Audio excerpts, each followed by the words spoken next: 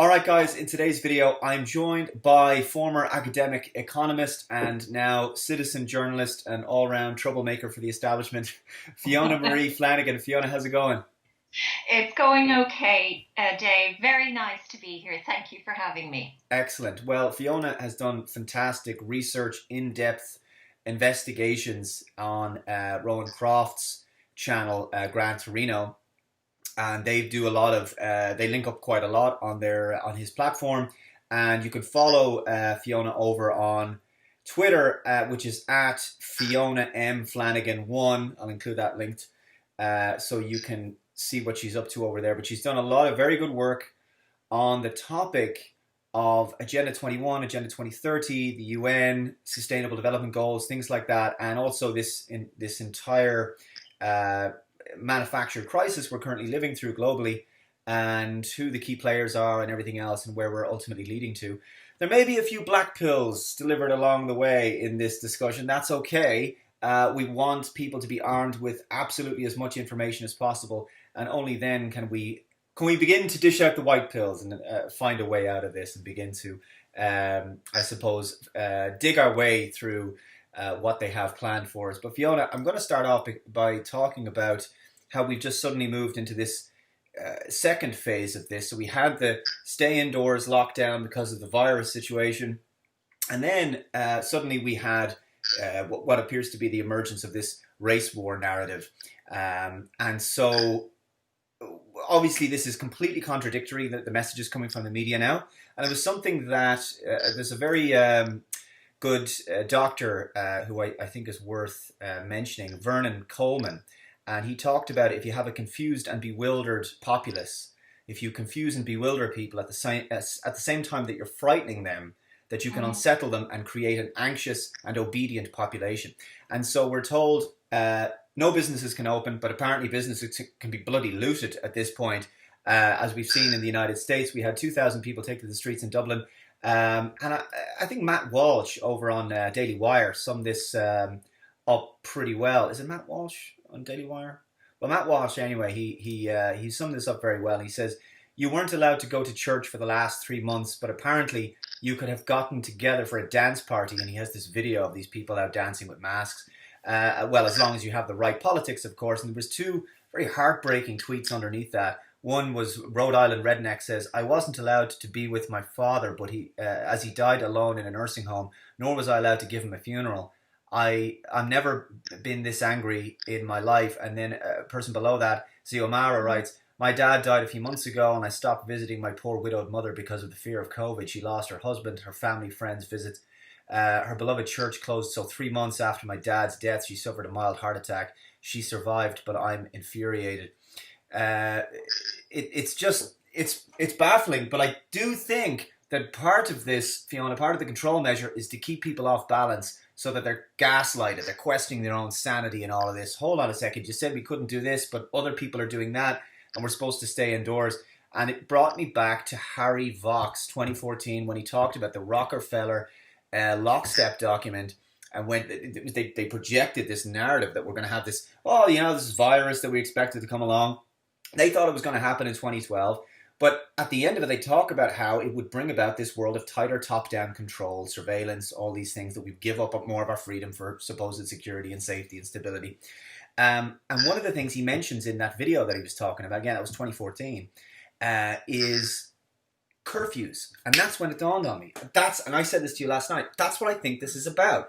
The race war, BLM stuff, you can't really justify a curfew under the COVID-19 lockdown. But you can when you say, well, things are very dangerous now because there's looting and there's racial tension, so we need to make sure everybody's in their house and, by 9 o'clock or 10 o'clock or whatever it is, and if you're still going out afterwards. So that's my theory. I could be wrong. What do you think about that? Yeah, I mean, events are happening at such a rapid pace. It is very, very difficult to see a coherent strand or a coherent theme among them. I agree with you. What we are going through now is nothing short of psychological warfare, which has been waged on the populations globally, but particularly in the West. And as you have rightly said, the establishment is seeking to confuse, confound, contradict, destabilize, make anxious, upset, render powerless the people. The people who, for the most part, trusted the establishment on this particular pandemic. Goodness knows why. I mean, I do need to sort of clarify my own position on it. I was faster to the issue of, whether or not numbers were being, for want of a better word, misrepresented or how flawed they were, quicker than possibly you were, because I followed your journey through how this story was evolving. But at the very beginning, I was on board because I didn't understand the complexity of what was going on. I didn't understand the nature of this virus. I acknowledge it exists. I acknowledge it actually is very severe to the most vulnerable among us.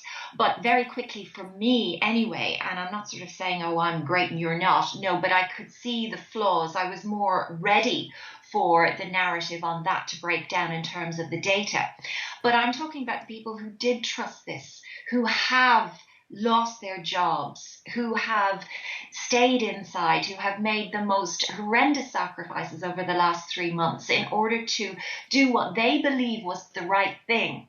And now this is happening, this sort of, these progressive protests. And I firmly believe in the right to protest, don't get me wrong. But the way this has been set up, the way it has been engineered, is such that I can only conclude that it is to provoke the populace into anger, into possibly violence, which I would, advise everybody hold fast, do not be provoked. Because what is happening to me is both sides of this particular narrative are being played. And when I say both sides, I mean the sort of the liberal progressive side, who are all out there in favor of Black Lives Matter. And understandably, a lot of them their hearts are in the right place. They believe this to be a genuine cause, and to an extent it is, but it has been co-opted, and the Black community are being used as proxy warriors in this game. Unfortunately, many of them realize this. Many of them have said, look, no, we don't support violence. We don't support looting, not in our name, not for our communities. So you have this on one side of the narrative, and call it the left for want of a better term, because I don't like to get into dichotomies, but I'm stuck at the moment in how else to refer to it. Meanwhile, the right, now again, I talk about the right in the so-called more conservative among us, people who are more nationalistic in their focus, the more patriotic among us, will be baited. And already I have noted that in the US, you have the likes of CNN going on about white supremacy, and typically they would be in the conservative group, versus Fox going on about Antifa, who have now mysteriously been, the timing of which is very auspicious as far as I'm concerned, being classed as a terrorist organization by Trump. So you have the perfect dichotomy set up here. And if enough tensions and enough inconsistencies and enough injustices are invoked and perpetrated upon the populace, you're going to get a social cataclysm. And this is what I fear. This is what I genuinely fear is being set up. And I'd like to quote John Lennon, if I may, at this point. Whatever you think about him, and obviously I was a little bit too young, for the Beatles, but my cousins introduced me to it. But what he said here was, when it gets down to having to use violence, then you are playing the system's game. The establishment will irritate you, pull your beard, Dave, flick your face to make you fight. But once they've got you violent, then they know how to handle you. Yeah. So my biggest fear is, like you have said, that we are being provoked into violence, looting, and worse. The left thus far are the main reactionaries. Call them dupes, call them misled, call them paid up adversaries, call them whatever you want. But they're out there on the streets now. But my fear is that very soon it will be the conservatives, goaded, baited, provoked with injustices, and you will get this cataclysm, which will race us into what I believe the establishment want us in, which is full-blown martial law, along with, as you say, curfews. Yeah, no, it will be. And again, this factors into the world that they're trying to manufacture to get us to Agenda 21, which is only a year away. Already people being softened up for this idea. And Yes. and look, Agenda 2030, that's the long-term goal. That's when you've actually built the world and it's just all established at that point, and that's the way people are living. But the process is well and truly underway, and we should probably get into that um, in a very broad sense. Now, there's a couple of things just for housekeeping that I just want to go through beforehand. Now, as you know, and it does factor into Agenda 21 and just the left and global communism and how they want the state to be mother and father, which is always the way. There's been a Yeah. couple of articles, and I don't know how far this narrative is actually going to go, but there was one from, and you've probably seen this, I think you may have done, opendemocracy.net. No prizes for guessing who funds that. The coronavirus crisis shows it's time to abolish the family. What does the pandemic tell us about the nuclear family and private household? And I'll let people read it, but it's just truly awful. And that was written on the 24th of March 2020. And I just thought, that's just one of those lunatic fringe blogs that people come up with sometimes. No. There's another one, thenation.com. And this was only 2 days ago, the 3rd of June. It says, COVID-19 is straining the concept of the family.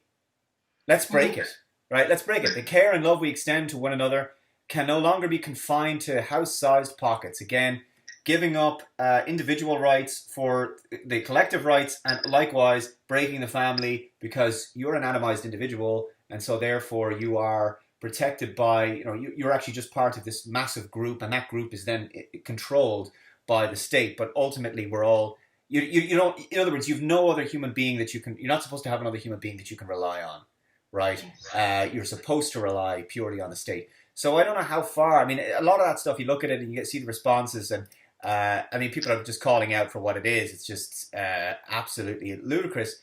But nevertheless, they are starting to move people into a state of distrusting their family, distrusting their neighbors, whatever it might be, because you don't know, you could get somebody infected or whatever it might be. And of course, this has been so unbelievably divisive as it is. The Spectator doc. Oh, actually, but if you have a comment on that before I move on to the next thing.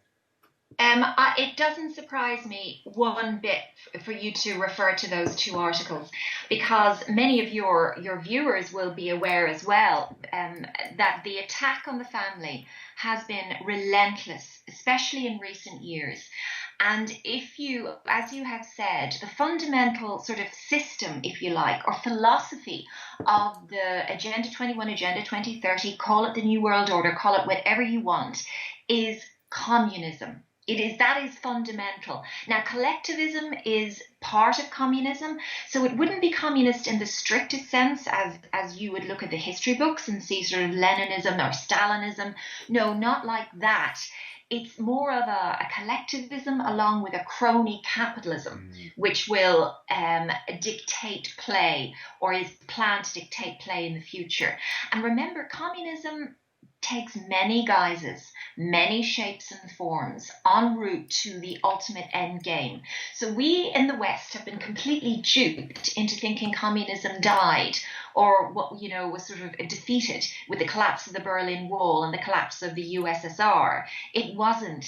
It just metamorphosized into something more insidious, and it permeated through the West. Meanwhile, communism had well infiltrated the East, China going through the sort of the Vietnam down into other countries, certainly in Africa. Now that's a longer story about colonialization as well, and how African countries were decolonized, made unstable, and then replaced with communist despots, if you like. But we are in the middle of a relentless onslaught against the family. This is fundamental to communism. And as I say, I'll use communism for want of a better word at this point in time. You can call it the cultural Marxist agenda, because the family is the most important, most, sort of atomistic, self-sustaining unit in society up to this point. And I'm talking primarily about Christian society. Now, obviously, other faiths are, have the family units as well. But my focus is on the fact that this system seeks first and foremost to destroy Christianity, destroy the Christian faith, destroy Christian society, destroy all the institutions that Christianity holds dear. That is the family, the sacredness of the family, the sacredness of marriage, the sacredness of, the father having sort of jurisdiction or rights over the faith that he teaches his children, the role of the mother as nurturer and caregiver, that has been destroyed with the advent of feminism. So they have been picking apart the family and the family unit. And in fact, now that you say it, I have teenage daughters.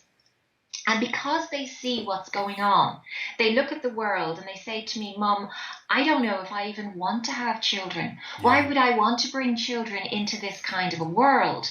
So the chaos and carnage we see around us is hitting the younger generation really, really hard, to the extent that they don't see their mission or their kind of value system is already removed from the family.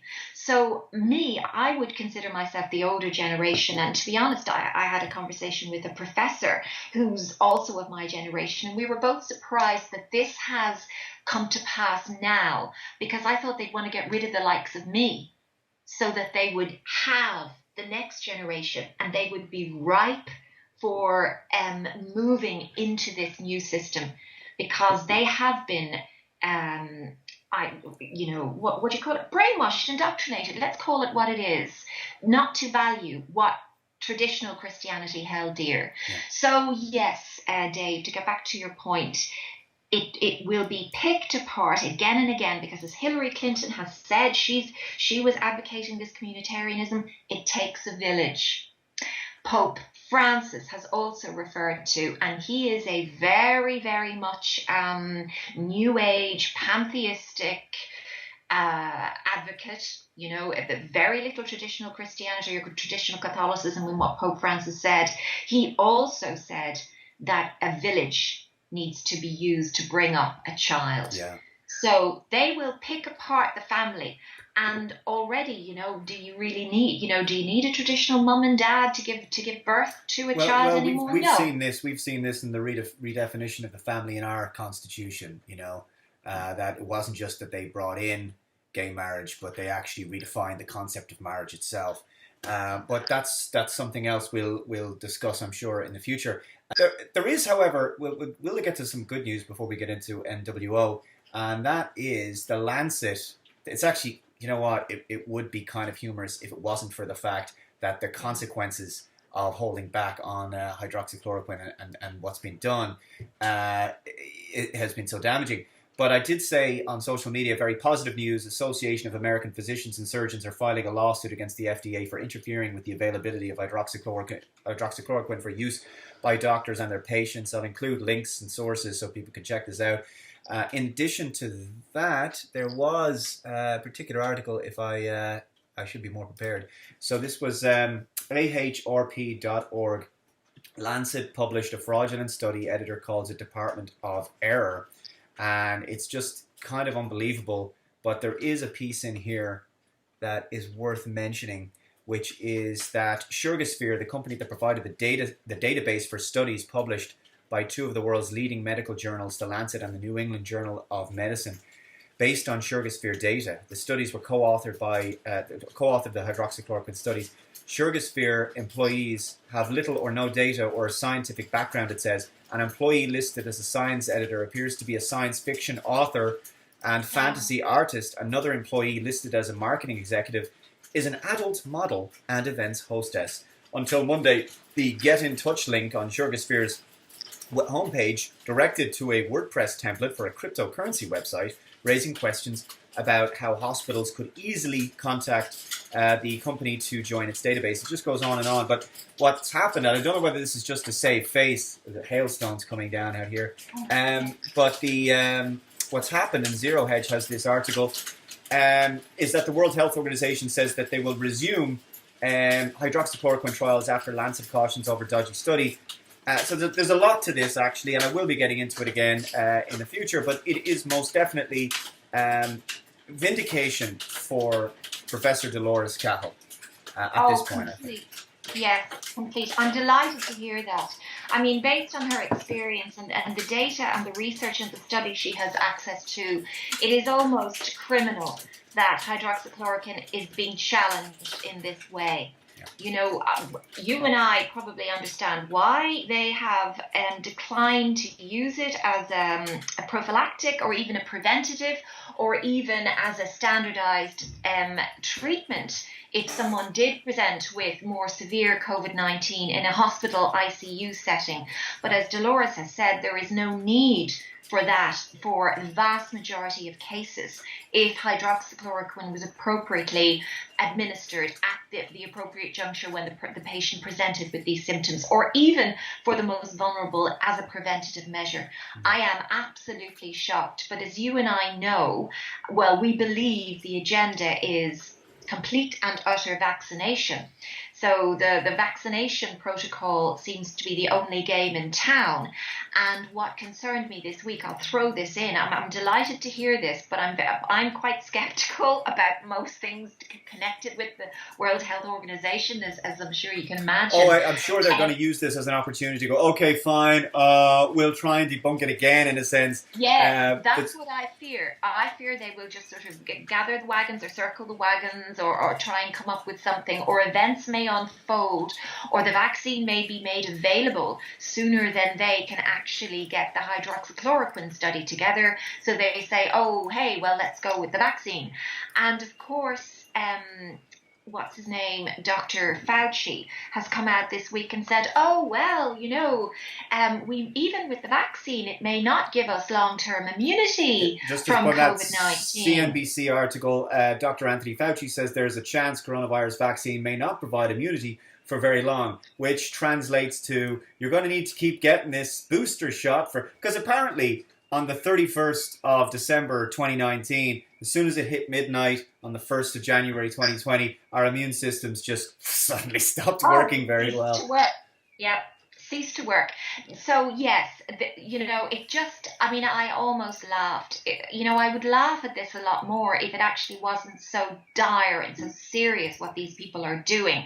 How they are stretching this virus to within the limits of scientific credulity in order to get us to a situation where this virus, the sort of characteristics of this virus, align completely with the sort of agenda that they want to push on us. Even though, as you say, it goes against, years and years and decades of well-established medical science, research and understanding. It's quite incredible. So if they're saying that we don't naturally produce, and I'm not a medical doctor, so I don't want to get deep into this, and I don't want to sort of make mistakes on what I'm saying, but if we don't naturally produce the antibodies for COVID-19, as is being suggested by the likes of Fauci, then of course it stands to reason that the vaccine wouldn't be able to produce those antibodies either. So then you get back to square one. Why would you advocate vaccination at all? Well, as well as that, why would you want a vaccine that was going to be made in such a short period of time? Vaccines take at least a decade in order for them to pass through the various clinical trials and everything else. It was something that Justin Barrett said on his. He did a very good 43-minute. Discussion on this. Yeah, I heard that. Yeah, he was talking about it's effectively a global clinical trial on the population. Is this what they're suggesting? I mean, you can't warp speed a vaccine, and more to the point, we know that it's impractical to try to make one for a coronavirus in the same way as you can't cure the common cold.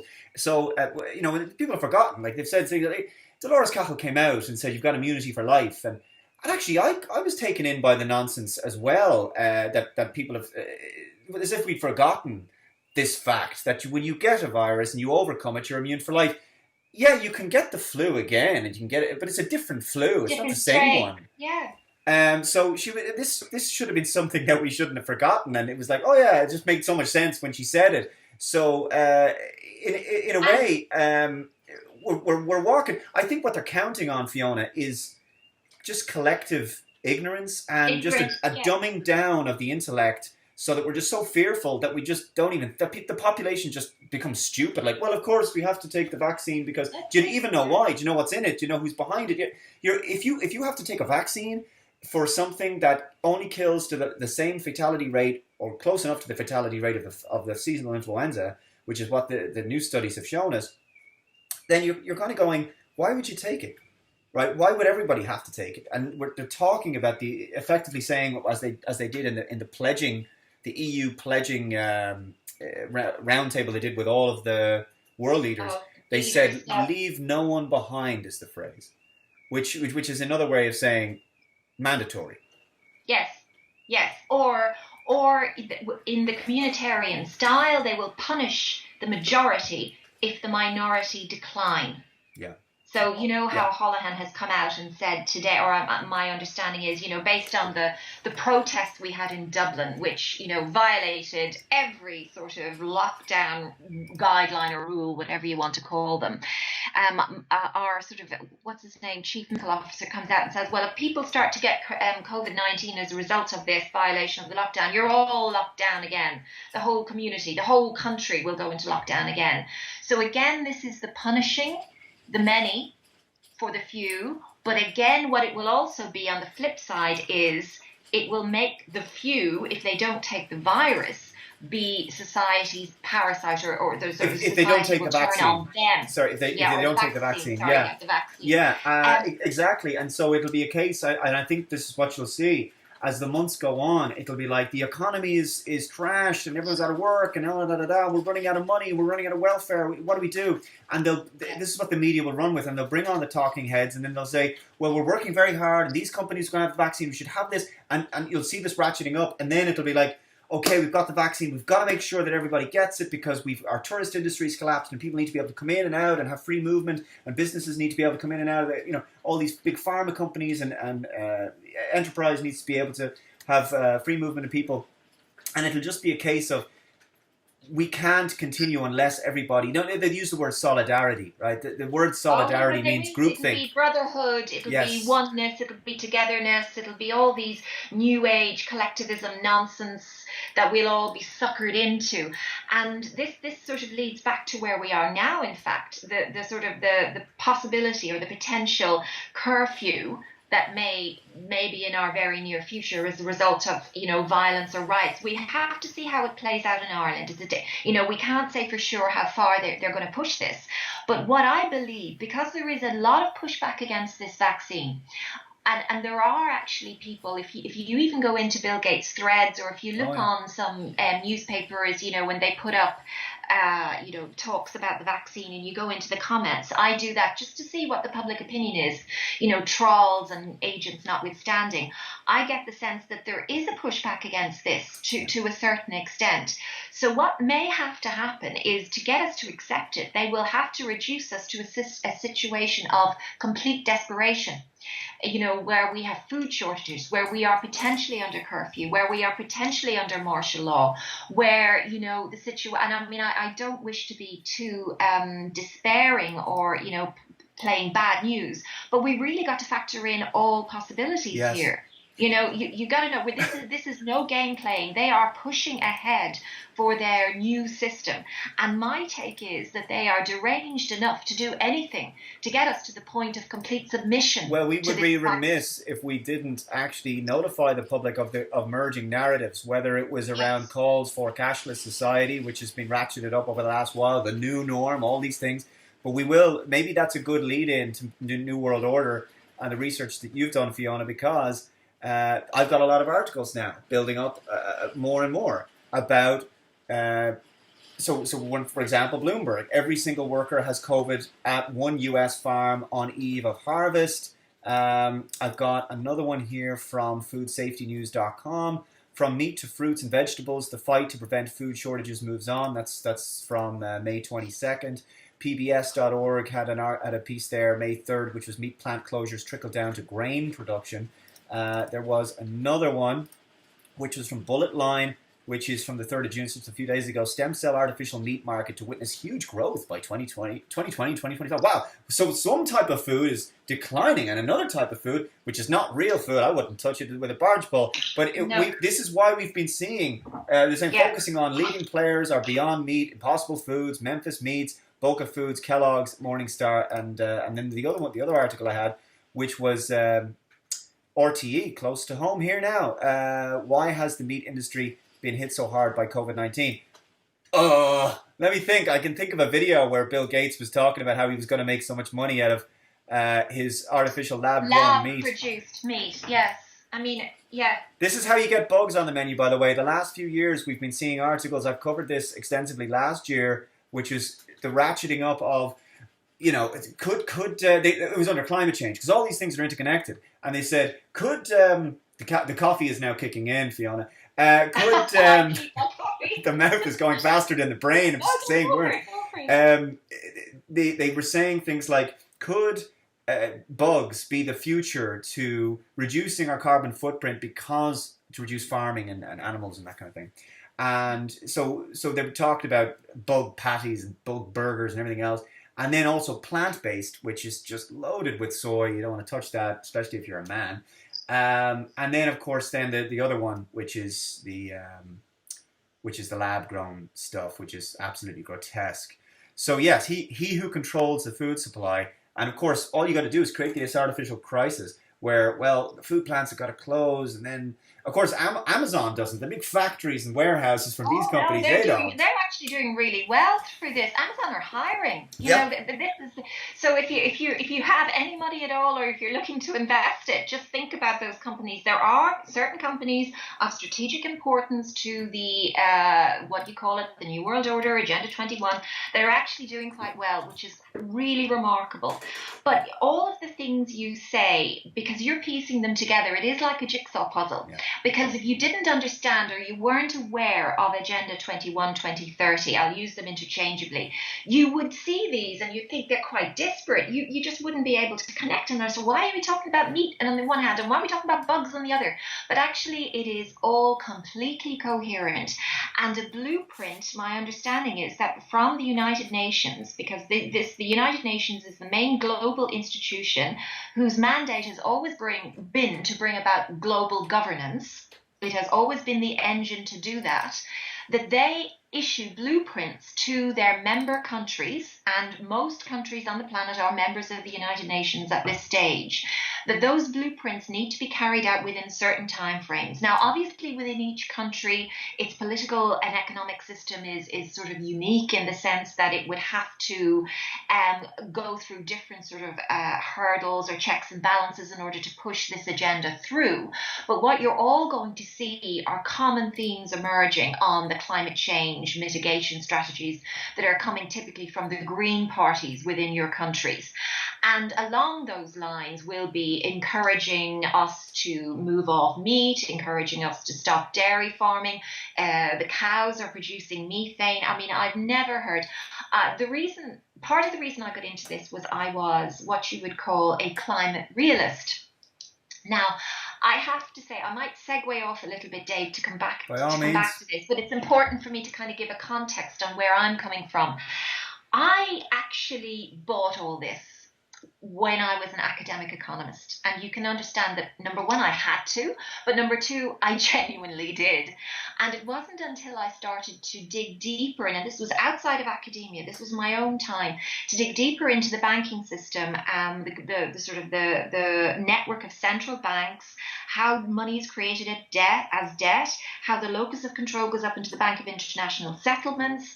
Then I started to look at how things moved into global governance.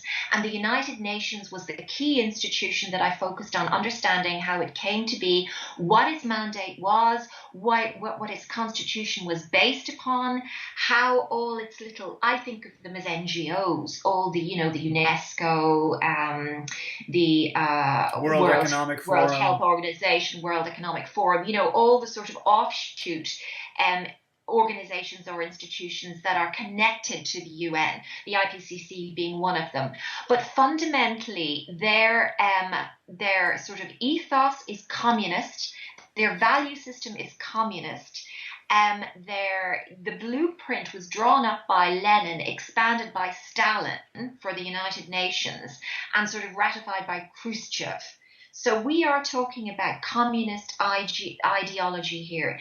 Now, you can, so to sort of clarify that, what I mean is it's focused on the rights of man solely, as opposed to the divine rights of God.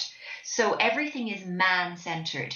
All of your human rights are the human rights of man, but they have nothing to do with the Ten Commandments, which are God ordained.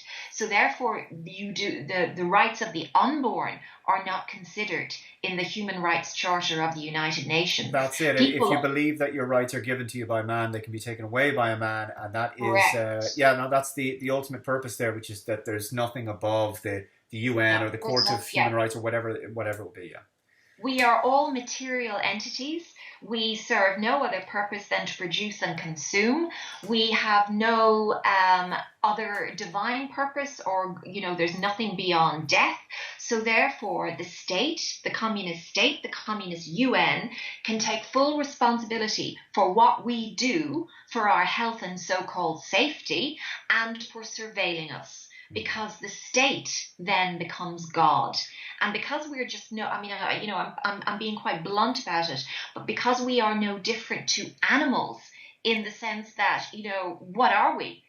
Where are our values from? There are no moral anchors. So that is why they can deconstruct the family. That's why they can tear apart women, what their job or what their sort of natural inclinations are, motherhood. They can tear apart institutions. They can actually tear apart gender. They can tear apart everything, because we are material beings. We have no divine purpose. And, as I say, we just produce and consume. So we are constructs to be manipulated at the will of the state. So this is very, very fundamental that people understand the ideology behind it. So if you're holding up the United Nations Human Rights Manifesto as something that you hold dear, they can take those rights. They're not God-given. They're not divinely ordained. They're not inalienable. Yeah. They can take them away.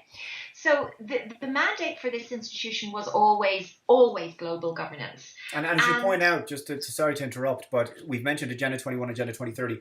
It now mostly that those terms, they do mention the word 2030, but those terms have become so conspiracy theory. They started to carry a bit of baggage that they changed them to sustainable development goals. Sure, it's nonsense. I mean, okay, up until the point, the United Nations, its mandate has been to produce world government through war. Okay, so it's war is peace, freedom is slavery. Just think of all those mantras and you'll get where I'm coming from. But in recent decades, what the UN has done through its various institutions, it has searched for a common enemy against which we can unite. And if I could quote to you, because it's very important to give you the flavor, because this leads us into the climate agenda, which now leads us into this virus mitigation strategy, because they all converge to the one solution, which is ultimately Agenda 21 Sustainable Development Goals. So way back in the first global revolution, the Club of Rome, which was constructed by the United Nations, it was a kind of a crisis management group. And their mandate was, and I quote, "In searching for a common enemy against whom we can unite, we came up with the idea that pollution, the threat of global warming, water shortages, famine, and the like would fit the bill. In their totality and their interactions, these phenomena do constitute a common threat, which must be confronted by everyone together." Collectivism, communitarianism comes in here. But in designating these dangers as the enemy, we fall into the trap, which we have already warned readers about, namely mistaking symptoms for causes. All these dangers are caused by human intervention in natural processes. And it is only through changed attitudes and behavior that they can be overcome. The real enemy then is humanity itself. So we are being conditioned to believe that our very existence is a pollutant on this planet and needs to be managed and almost eradicated, to the Oh point yeah, that we can't this is it. actually cultivate anything from nature, which is why they don't want us farming or doing anything agricultural. They want us eating bugs and lab grown meat, because the ultimate aim is that we derive nothing from nature. We won't be allowed to. So, in designating ourselves as the enemy, you can understand why policies such as social distancing, such as mask wearing, and all the sort of, irrational responses to COVID-19 all align with the fact of pushing humanity further apart and depriving us of our humanity, because we are the enemy.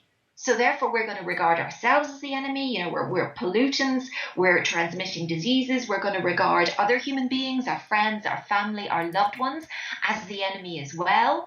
We are being encouraged to continue as atomistic, materialistic agents of consumption, Well, and when that's you it. mentioned that we see ourselves as animals, I've said this before, that it's as if other human beings are seen as like feral animals, like a rat or something, that you wouldn't go pet a rat, would you? So that's why you should stay away from other people, because they could be disease ridden just like you. We are, after all, just beasts. And that's what they effectively want to reduce us to. I'll let you continue on there, because oh yeah, this is what I was actually looking for. Someone has actually put it together. There is I didn't know how true this was, but I did. It did start to make more and more sense. Someone has put together a list. It's not the completed list now that I had before, but this is on Twitter. A New World Order UN Agenda 21-2030 mission goals. It just gets worse the more you read it. But effectively, it was one world. The goals were one world government, one world cashless currency. Cashless society would be very easy to bring in, because there's already retail Yeah, chains yeah. operating saying, sorry, we're not taking cash at this terminal. One world central bank, one world military, that would be the UN army. The end of national sovereignty, we're seeing that already. We don't have border control. The end of all privately owned property. It's more of a long-term goal. We can get into that, but already our property rights, the sanctity of our home is threatened, because they can say, oh, you're only supposed to have 4 strangers in your house, which is what they're saying now. We can come into your home. We can contact trace in your home. So you don't have the right to close your door and be, behind closed doors. Your privacy is gone. And of course, we have property taxes, which is another way of effectively saying, we own your property. We, the government, own your property. Yes, And we're just leasing it exactly. back to you. So that's been there a while. The end of the family unit, we've discussed that, of course. Depopulation control and population growth and population density. So they want to herd us into the cities, into cities or suburbs, get us away from the rural areas. That'll be carrot and stick policies, of course, to achieve that.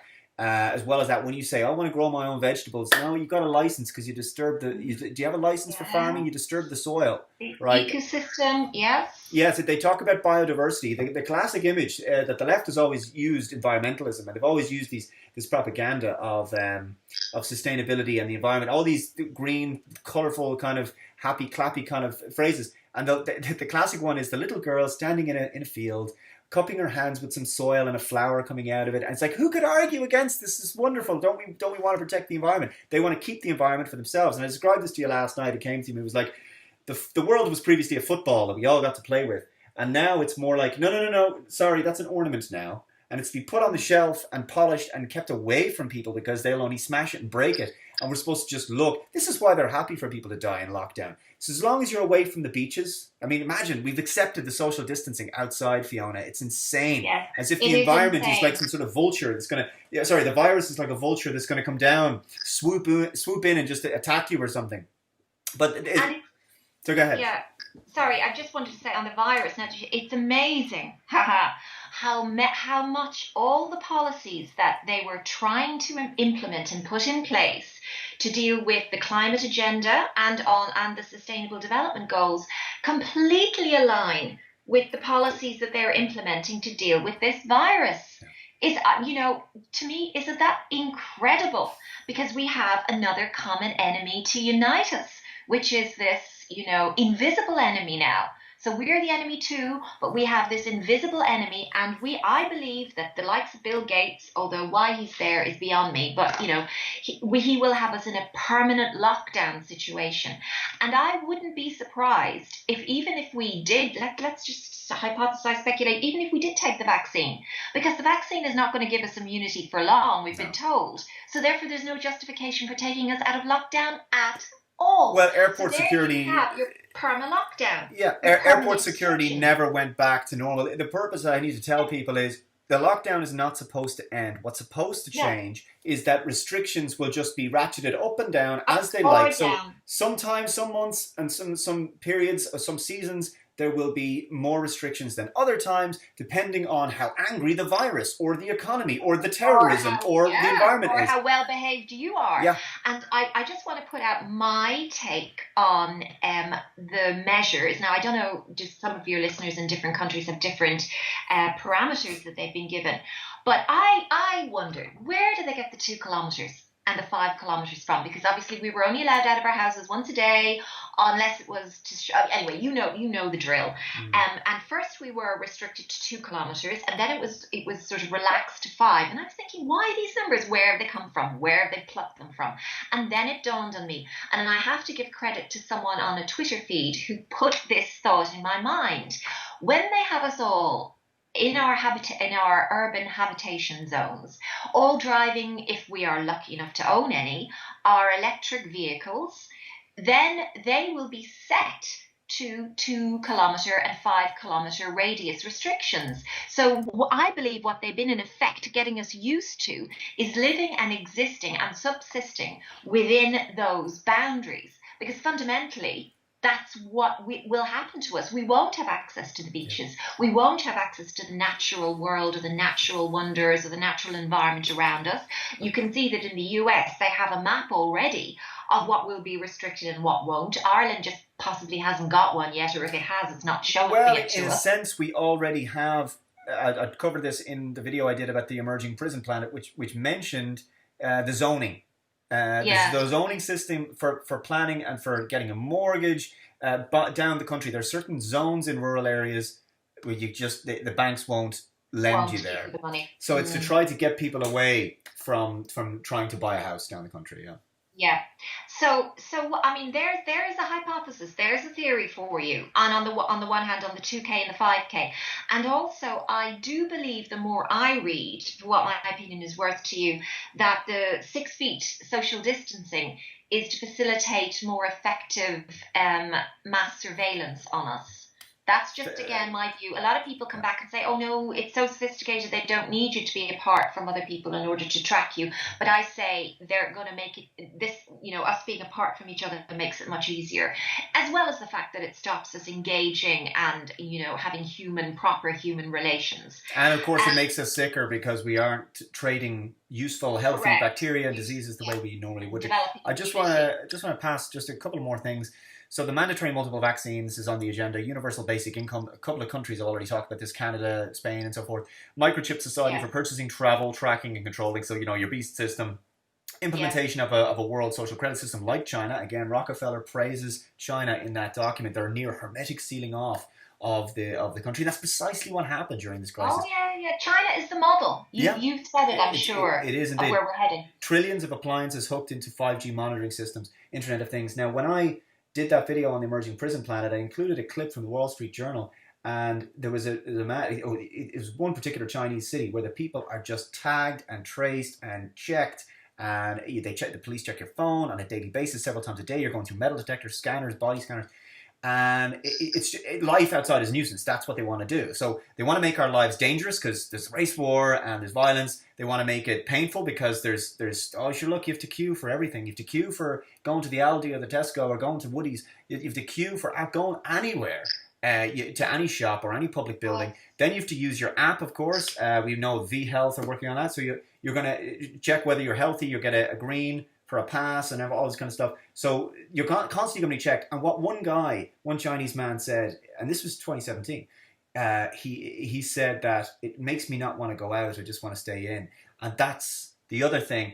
We become producers of big data because we're online all the time. They learn more about us, and our engagement, our communication, our socializing, if you could call it that, our purchasing and our working and all of our communication, it's all done online. So therefore, we just become literal cogs in an internet machine, and we're away from being outside. There's just a couple of other things. Government raised children. We talked about that as well. Government owned and controlled schools, colleges and universities. You and I discussed this before. I mentioned in a previous video, the guidance that's going out for schools is disturbing in Canada about how the kids will have to sit down all day. They're treated like they're prisoners, walked around the schoolyard. They can't share anything like crayons or whatever. They can't do anything like that. The end of private transportation, owning cars, etc. All businesses owned by government corporations. Precisely what we're doing. We're destroying SME. All small businesses, you're toast. Why? Well, you want to go to a hair salon. Eventually, that'll just be a big chain. All your small coffee shops, that'll just be the big chains. You will either work, as you've quite rightly described it, Fiona, it is the best of both. It's the worst of crony capitalism, and it's the worst of communism. Not that there's anything good about communism, but it's the two systems merged together. You're either going to work for the government, or you're going to work for a massive corporation that's in league with the government in every other respect. The end of private transportation, so all businesses owned by the government, the restriction of non-essential air travel, it'll just be too expensive to travel. Human beings concentrate into human settlement zones in cities, the end of irrigation, the end of private farming and grazing livestock, the end of single-family homes, the pod life, you're going to be sharing property, sharing a home with someone else, restricted land use that serves human needs, the ban on natural non-synthetic drugs and neuropathic medicine, the end of fossil fuels. The other things are, of course, the end of all social groups that are not sanctioned by the state, and of course the end of Judeo-Christian and Islamic faiths. So the end of religion as we know it. Well, they will. My understanding is because there are three prongs to this agenda, and obviously we're talking mainly about the economic. And there's also the political side, but one world governance. And we can sort of debate between us how it would come into effect in our own individual countries. My take on it is that we would have more of a mayoral system. In other words, we would have regional mayors, as opposed to necessarily even needing a Taoiseach or a prime minister. So my view is that the likes of Leo Varadkar or any government needing to be in power, their days are numbered, because if we move into this system, they're actually not needed. All we need are chief medical officers, chief technology officers. We just need the technocrats kind of giving us orders at the top in the country, and we just need local communities carrying out the orders. So we have the likes of a mayor, because do you remember that lovely mayor in Chicago? What's her name? I can't remember. Lightfoot or I don't know. But I actually have it, but yeah, carry on. I'll get it for you. She stood up there and she said, "We will cite you, we will arrest you, we will fine you, we will." And also in another interview she gave, she used the phrase New World Order. This is Lori Lightfoot, she's the Chicago mayor. She just defended her.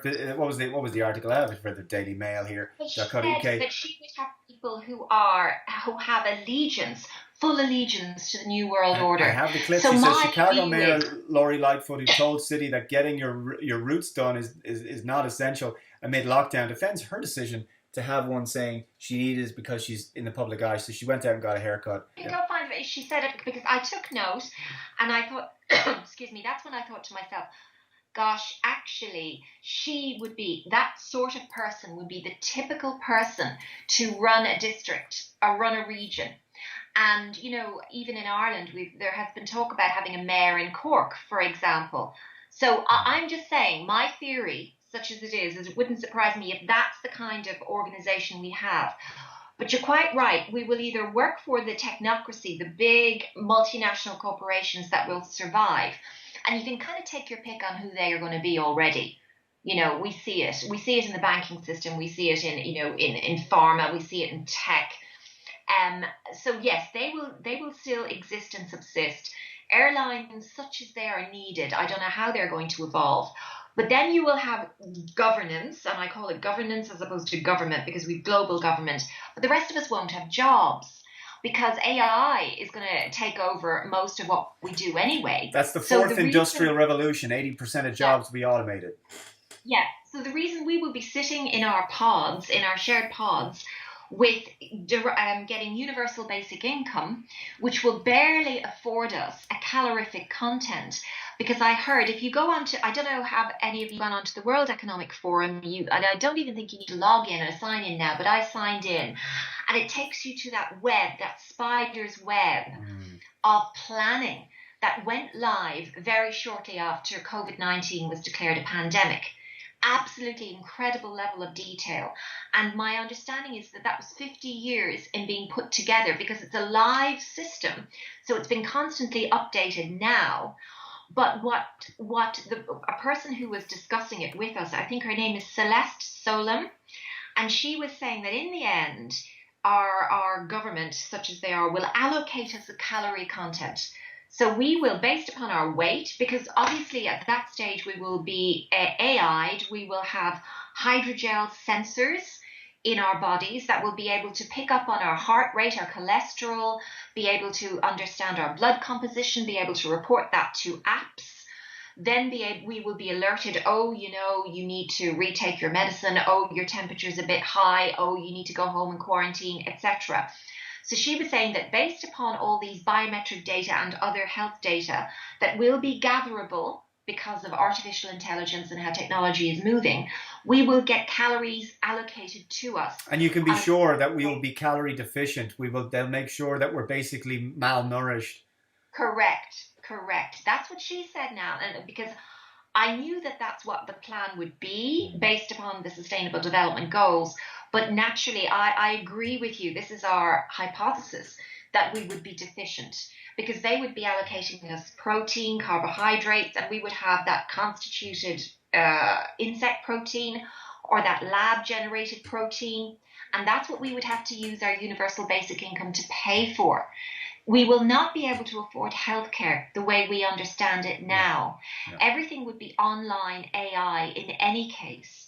So access to a GP, the way we see now, will not be available to us in the future.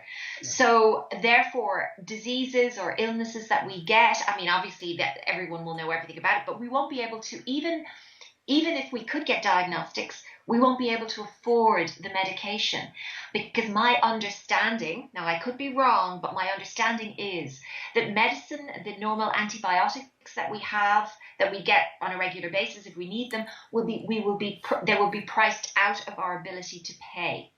So this is a very dystopian, horrifying black pill that we're painting. But as you said, we've got to be honest. If you know where, it's actually easy. If you know where the end game, you then see the intermediate steps to get there. And as you've said, Dave, you can then push back and try and mobilize and try and sort of challenge as much as you can what's going on along the way. Now, to the extent that we can do this, I honestly don't know. But we've got to be aware. We've gone beyond the point where ignorance is bliss. Yeah. Well, look, we have to. I mean, if I said this is the world that we were going to be living in 2020, if I said this to you a year ago, you'd have called me a tinfoil hat conspiracy theorist. You'd say, no way are people going to lock themselves in their home. And then the following week, after all of that, a few weeks later, that people would be dancing on the streets and they'd be rioting, and then suddenly the media would be fawning over these protesters. Are you kidding me? No, you wouldn't have believed it at all. But it is, look, if you and I, we'd love to be wrong. Wouldn't it be great if we were wrong? And look, I also think the other thing is, the globalists are not going to have it all their own way. But what I will say is, a lot of what we break down here is our research, but also observing the patterns and trends of the left. I said this to you last night. I said, I talked about censorship on YouTube. It began with simple things like, back in 2016, seems a long time ago, when the censorship was just ratcheting up on YouTube, demonetization. So you made a video and, you can't get ads on that. And then people were like, whoa, they're demonetizing videos. And they said, well, that'll probably be as far as it'll go. Then they started to ratchet it up again. Demonetization followed by removal of videos. Limited state for videos. Then they said, well, they'll never come after someone's Patreon. Come after people's Patreon. Well, they'll never come after the payment processors. Yes, PayPal. Yes, Stripe. Yes, and they started demonetizing entire platforms like Gab and BitChute. If there is a bottleneck, if there is one thing that you can think they could go after, they will leave nothing. So the Sustainable Development Goals, from what I could see, is about what communism has always been: the complete control of all the means of production, absolutely everything people need to sustain themselves, energy, the environment, food, water, you name it, obviously governance, housing, all your property rights, transport, absolutely everything that you're going to possibly need. And that's really what it's been about. And so if there's a pinch point that you can think of, they've thought about it long beforehand. And Oh that's all you yes, have to think. yes. That's all you have to understand. Yeah, and they have multiple, my belief based upon seeing the World Economic Forum plan and the depth, the hundreds of layers of depth to that plan, that says to me that they have thought of everything. Yeah. And we're always on the back foot. You and I can sit here and say, okay, we are what we are. What are the likely next steps? And we can sort of map out possibilities, permutations, combinations, depending upon our reaction. Now, the one thing that they don't know for sure is our reaction. I've said this on Rowan Croft Gran Torino.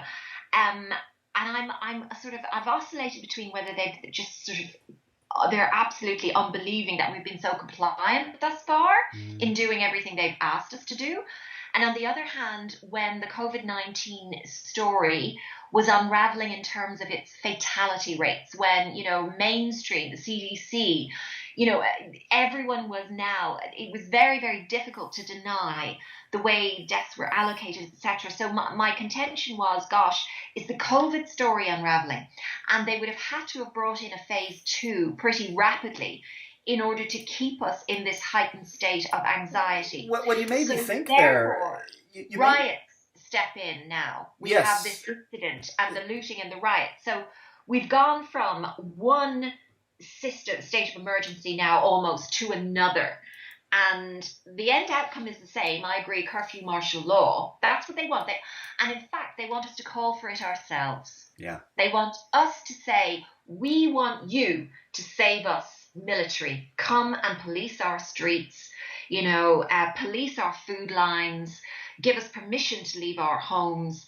That's what they want us to do. And I need to read this to you now because it's just come to my mind. Well, I do, before you read that, I do think that this is why Trump is being walked into a trap, because now they're saying, when are you going to bring out the riot police? Come on, when are you going to bring them out? In other words, Trump is the one who did all the bad stuff then afterwards. It's going to lead up to November, of course. Yeah. So, but go ahead and read that. You and I have sort of discussed. I applaud Trump when he does anything good, pro-life position, etc. But he's not the savior. Please, my view is every single president is being played. Trump is no different, whether he realizes it or not. Who knows the extent to which he realizes what's going on? But it is a theater. They are false dichotomies. Now, to the quote here, which is absolutely remarkable. There was a Canadian naval officer called Commander William Carr, and he said around 1957, now he understood the United Nations as it had just been formed in 1945, the mandate, etc. He said this: we will know the hour of our subjugation has arrived when the President of the US and the Prime Minister in Canada declare a state of emergency and set up a military dictatorship on the pretense that such action is necessary to protect people from communist aggression. Read Antifa, whatever you want. The communist parties in both our countries, because he was Canadian, are being contained because they are intended to be used to bring about the state of emergency. When the communists, read all these militant groups, are ordered to revolt, they will be allowed to run wild as they were in Russia. Then the agents of governance, whatever you want to call them, cabal, oligarchs, whatever your name is, will appear and take over control under the pretense that they are the saviors of the people. Yeah. I was absolutely, it's amazing because of this gentleman's understanding of communism, how it was operating, how it was infiltrating, how agents of subversion, because communism means revolution fundamentally. Karl Marx advocated a revolution of terror. Now, there are many ways to bring about revolution. It doesn't have to be by the guillotine. And in this case, at the moment, it isn't. It's agitation.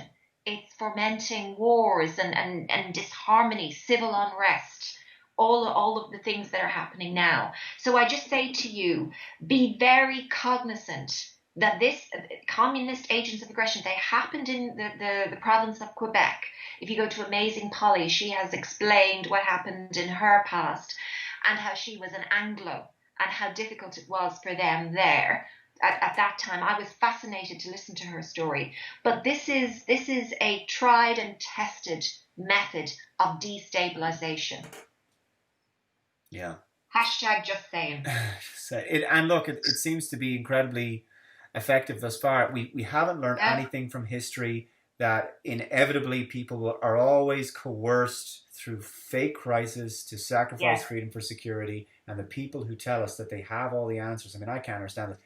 We've had Bill Gates saying, I know he's only just really, when you look at it in the broad way that we've laid it out here today, he's only really a small cog in this whole thing. Oh, he's a construct, I believe. He's a puppet too. And the idea that he's for years has been warning about pandemics, and of course, and then suddenly one comes along and he's prepared for it, and he's going to benefit from all the solutions. He's made the solutions to this. He's invested in all big pharma, and in addition to that, he's now already planning for pandemic 2. Pandemic And you're going, 2, well, how could you possibly know this? These kinds of viruses, these kind of Spanish flus, are a once every couple of centuries deal, and this guy is not only going to he's not even going to see the one that he's been planning for the last few decades, but he's going to see 2 apparently, that both of which he's successfully predicted. I need to get this guy's number because I want him to tell me. I want him to tell me who's going to win the Champions League next year, because I want to be able to place bets. This guy's obviously able to predict so well, just like Fauci says. There's going to be a surprise outbreak. He says this in 2017 that Trump was going to encounter this.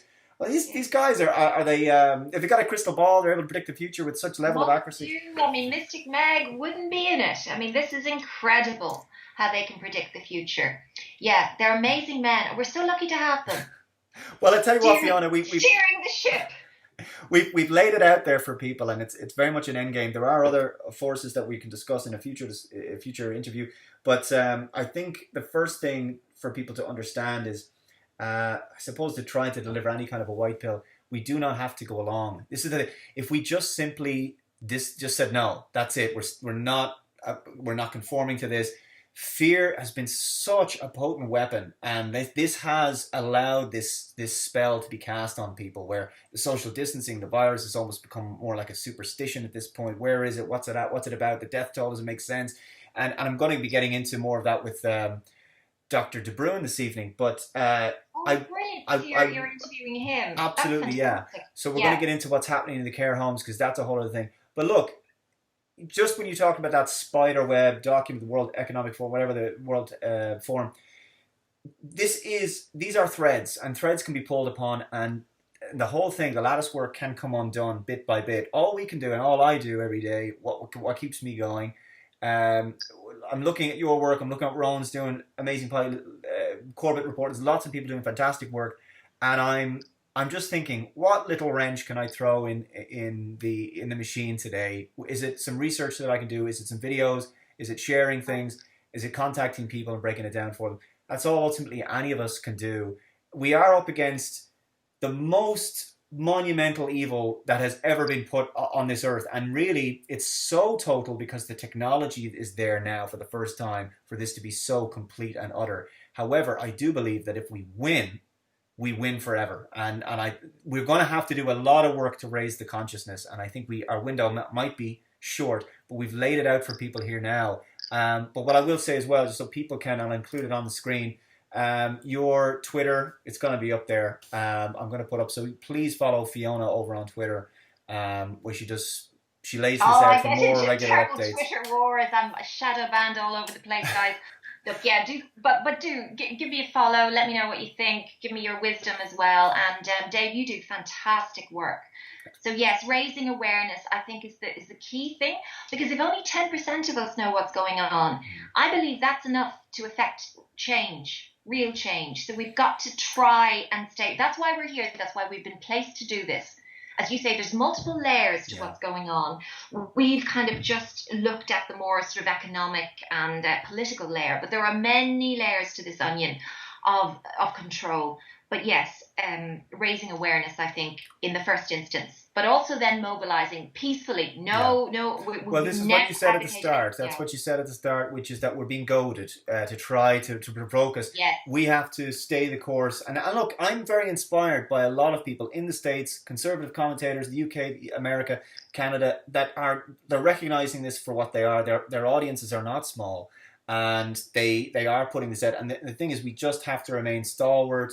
We have to just, unfortunately, the catastrophes, the damage to cities and towns and buildings is extreme, but we just have to hold the line for as long as we yes, can, because they yes. will burn themselves out with this narrative as well, and then they have to move on to something else, and maybe it'll be a climate thing, or maybe it'll be some act of terrorism, or whatever the hell it's going to be. Oh, there's a They'll multitude in their little yeah, bag of tricks. yeah, Yes, they'll just keep, and then of course the economic collapse, and that's something I spoke about with Ernst Wolf before, which is when that comes about, that's the other thing they can throw at us: the food shortages, the economic collapse. Oh, the bank bail-in, they're going to take some of your savings, or whether it's going to be hyperinflation or deflation, whatever they're going to try to cripple people financially, by which time, if that's the last straw they're going to do, then they have to say, well, good news, universal basic income, yeah, or the back. right, yeah, so, or the vaccine, that'll get the economy rolling again, whatever, that doesn't make any sense. But anyway, we will be prepared, and we've hopefully red pilled, hopefully not too much black pill